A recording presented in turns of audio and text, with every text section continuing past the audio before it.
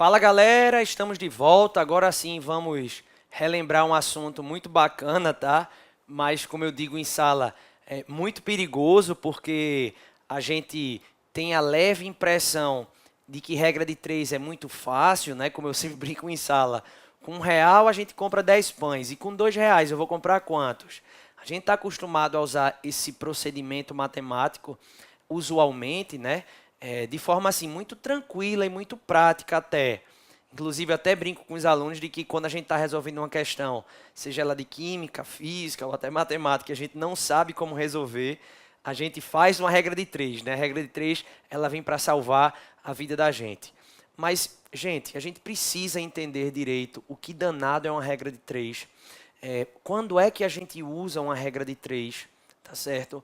Porque a gente vai ver que, por mais fácil que você ache, eu sempre digo que em provas, quando uma prova quer diferenciar um aluno que de fato está preparado, ela coloca uma questão, né? As bancas colocam aí questões, os vestibulares colocam questões, mas que valorizam muito a interpretação, que valorizam aquele aluno que foi mais além, literalmente, tá? Então aqui a gente não vai trabalhar nivelando por baixo de jeito nenhum, a gente vai trabalhar com nível muito acima para que você não tenha surpresa em qualquer prova que você venha fazer nesse e no próximo ano. Beleza? Então, minha primeira pergunta que eu faço é, você já parou para pensar por que o nome é regra de 3? Veja, regra de 3 nada mais é, venha cá comigo rapidinho. Regra de 3, esse nome nada mais é devido, não é, ao fato de nós conhecermos 3 valores e estamos em busca aí de um valor desconhecido. O problema é que muita gente encara a regra de 3 como um assunto novo. Mas regra de 3 nada mais é, gente, do que uma proporção. E uma proporção é uma igualdade de pelo menos 2 razões, não é assim? Então, quando eu tenho algo desse tipo, por exemplo, e eu digo, ache o valor de x, que você faz meio pelos extremos, não é assim? 3x igual a 90. Gente, isso é uma regra de 3. Eu conheço 3 valores e quero descobrir um valor desconhecido. Agora, o mais importante disso, gente, é você entender quando você vai usar uma regra de 3. Gente, esse procedimento ele é utilizado quando você quer comparar grandezas. Então, repita comigo aí. O quê? Comparar o quê, gente? Grandezas. O que acontece, e a gente viu quando a gente estudou grandezas, que 2 ou mais grandezas, elas podem estar ou podem ser relacionadas. Não é assim? E aí, quando eu precisar comparar grandezas, eu posso utilizar esse processo para calcular uma determinada variável de interesse. E aí, o que é que acontece? Não sei se você está lembrado, mas uma regra de 3, eu já sei que eu vou usar quando eu precisar comparar grandezas. Se eu precisar comparar apenas 2 grandezas, eu vou estar diante de uma regra de 3 simples. Se eu precisar comparar mais de 2 grandezas, eu vou estar diante de uma regra de 3 composta. E aí, eu quero que você acompanhe comigo como é o procedimento da montagem da regra de 3, porque eu garanto a você, se você seguir esse passo a passo, você só vai errar em uma prova se tiver falta de atenção, porque o procedimento é o mesmo. Tranquilidade? Vamos lá para a tela então? Então veja, regra de 3 é um processo prático para a resolução de problemas que envolvem apenas 2 grandezas. Claro, estou falando de regra de 3 simples, não é isso? É um processo prático para resolver questões que comparam apenas 2 grandezas e você sabe que essas grandezas elas poderão ser direta ou inversamente proporcionais entre si. E aí eu queria dar um exemplo para vocês, porque o procedimento é esse. É comparar grandezas e verificar se a proporção entre elas é direta ou inversa. Veja, viajando a uma velocidade de 120 km por hora, eu consigo chegar ao meu destino em 1 hora. Quanto tempo duraria essa mesma viagem se a velocidade fosse de 40 km por hora? Então, a primeira coisa que a gente vai fazer, na verdade, eu queria perguntar a você, quantas grandezas essa questão traz para a gente? 2, velocidade e tempo. Então, eu identifico essas grandezas, velocidade, por sinal, essa velocidade está medida em quilômetros por hora, e o tempo está medido em hora, não é assim? E a questão disse que, viajando a 120 km por hora, eu consigo chegar ao meu destino em 1 hora. Ele quer saber quanto tempo duraria, ou seja, x embaixo de tempo, se essa mesma viagem, não é? Se a velocidade desse veículo aí, ou se essa viagem fosse a uma velocidade de 40 km por hora.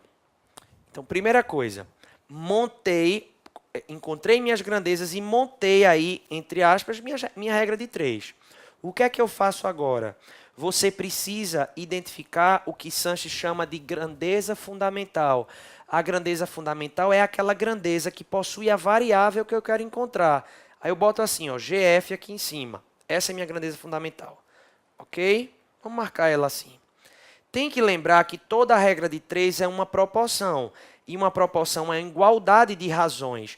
E que razões são essas, Sanches? 120 sobre 40, 1 sobre x. Ok? Aí o que é que você vai fazer? Você vai trazer aqui para baixo a grandeza fundamental, a razão da grandeza fundamental do jeito que ela está, 1 sobre x igual a. Sobraram quantas frações? Ou sobrou quantas frações? 120 sobre 40. Então, isso vai ser igual a... Aí, o meu desafio agora é saber se essa fração aqui vem aqui para baixo do jeito que ela está ou invertida. E quem vai me dizer isso é a conversa que você vai ter com as duas grandezas. Gente, e quais são as duas grandezas? Diga para mim. Velocidade e tempo. Veja que eu não estou nem olhando para os valores, gente. Você não precisa olhar para os valores. Se você for olhar para os valores, para os números, você vai se complicar. Pense nas duas grandezas apenas, velocidade e tempo. Eu escolho qualquer uma delas e faço a perguntinha, quanto mais ou quanto menos?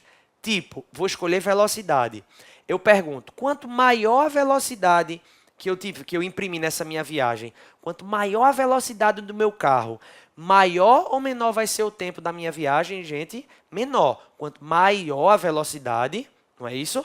Quanto maior a velocidade, menor o tempo da minha viagem. Então veja que as grandezas elas estão variando em sentidos contrários.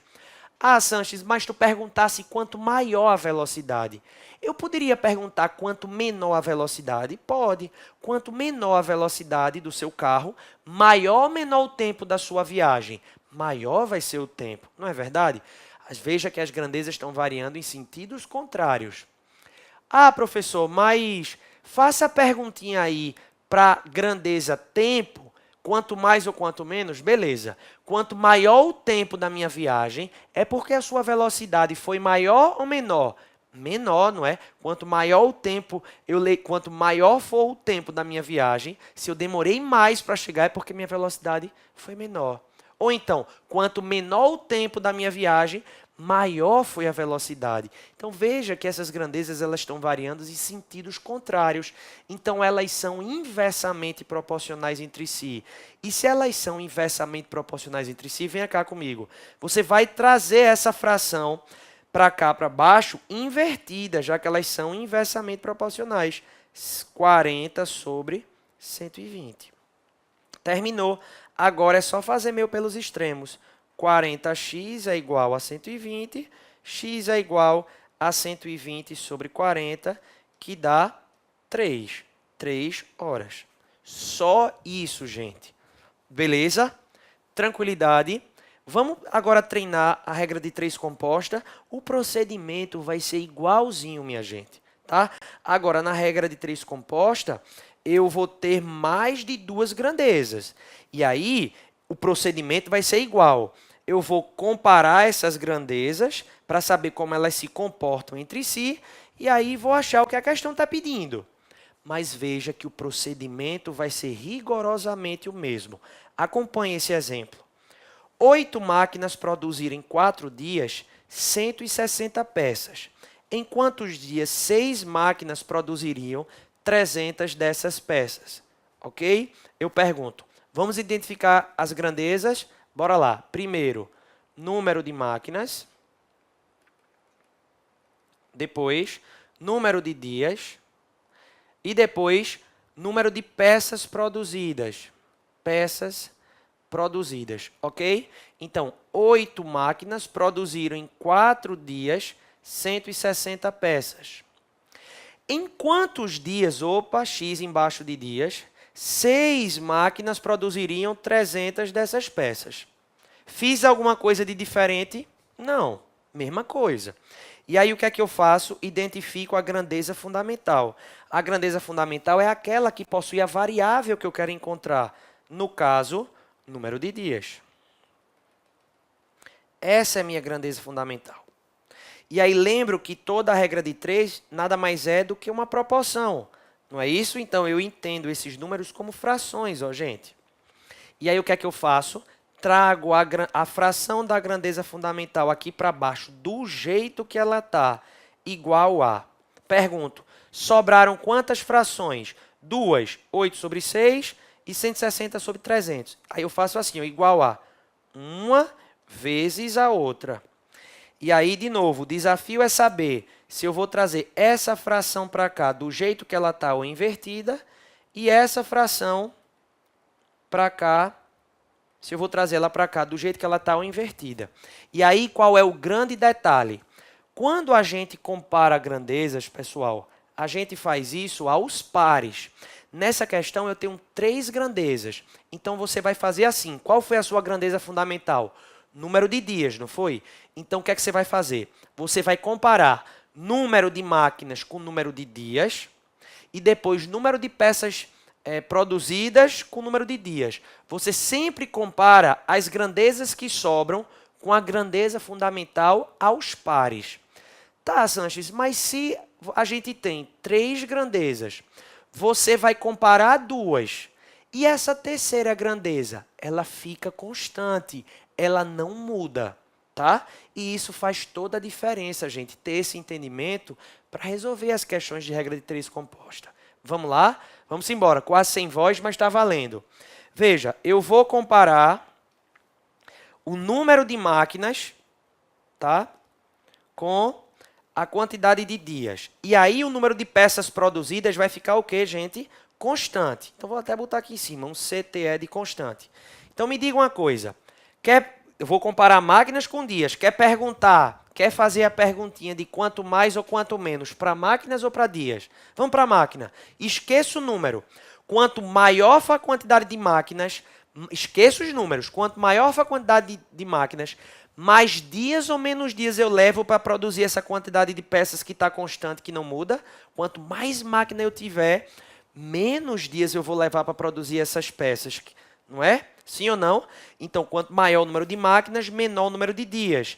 Então, ó, vou até tirar essa setinha daqui para você não confundir com aquelas setinhas que normalmente as pessoas colocam, né? Quanto mais máquinas, menos dias eu vou levar para produzir essas peças.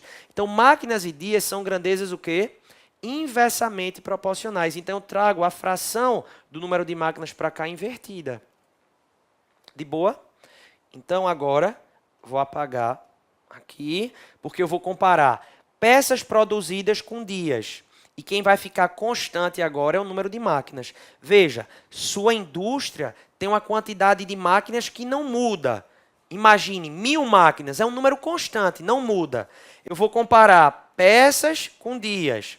Me diga, se eu aumentar a quantidade de peças que eu vou precisar produzir, mais dias ou menos dias eu vou levar para produzir essas peças, veja que a quantidade de máquinas da sua empresa é constante. 1000 máquinas, por exemplo, 1000, não muda. Quanto mais peças eu tiver que produzir, mais dias ou menos dias eu vou levar? Mais dias. Quanto maior for o número de peças que eu vou precisar produzir, mais dias eu vou levar. Maior quantidade de peças, mais dias essas grandezas, elas são diretamente proporcionais entre si. Então, eu trago essa fração para cá direto, ó, são diretamente proporcionais, eu trago essa fração para cá direto, do jeito que ela está. Ok? E aí, gente, é só fazer a continha agora, tá? Eu posso simplificar esse 0 com esse 0. 16 por 8 dá 2, não é assim? Esse 2 por 2 dá 1, 30 por 2 dá 15, 6 por 3 dá 2. 15 por 3 dá 5. Esse 2 com 2 dá 1. 4 com 2 dá 2. E aí, ó, sobrou isso. Ó, 2 sobre x é igual a 1 sobre 5. X, meu pelos extremos, vai ser igual a 10 dias. Ok? Então, minha gente, o procedimento da regra de 3 composta é muito análogo à da regra de 3 simples. Por isso que eu gosto de resolver as questões sempre pelo mesmo método. Sabe por quê? Porque não vai mudar nunca. Tá? Então, revisado como se procede aí em questões de regra de 3, você vai ver que na lista de exercícios que eu passei, com as 10 questões que estão aqui na sala Google, e a resolução, inclusive, também já foi postada, você vai ver que as questões de regra de 3 simples, normalmente, quando a prova que você vai fazer, quando o elaborador quer complicar, você vai ver que as questões de regra de 3 simples, normalmente, são mais chatas do que a de regra de 3 composta. Tá ok? No mais, é tudo prática, tá, minha gente? Então, reveja essa aula, refaça esses exemplos sozinho ou sozinha, tá? E depois vá resolver essa lista com as 10 questões que eu passei, porque aí você revisa divisão proporcional e regra de 3 simples e composta. E depois você já vai para as questões do livro e você vai ver como você vai tirar de letra essas questões. Tá beleza, galera? Então, ó, beijo para vocês e a gente se vê lá na resolução das 10 questões que eu preparei para vocês com tanto carinho. Um abraço.